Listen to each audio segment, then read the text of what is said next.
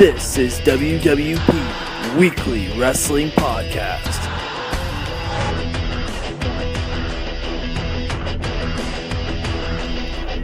I'm here with the new Alpha Male Champion, the Prince of Queens, Brian Myers. Talk a little bit about becoming the new Alpha Male Champion right here at Alpha-1 Wrestling. That was really exciting.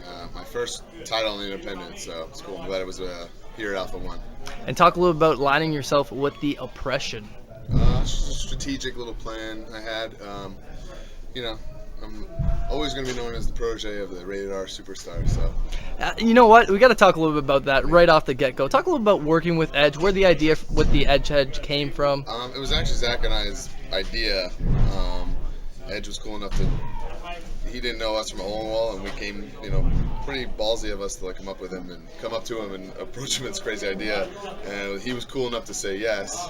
And then just, this unbelievable learning experience unfolded, for almost a year. And talk about your release from WWE. How did you transition from going from the WWE to the independents? I probably had the smoothest transition of anybody of all time, just because I've always been a fan of the independents, and I followed them, and I have a lot of friends, and I would keep up with it. And at the time, WWE wasn't booking me, so I was sitting home pretty miserable. So when that call came, I was almost relieved.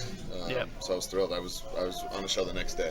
And then PWG, you made your debut for Bolo Weekend. Talk a little bit about that experience. That was awesome.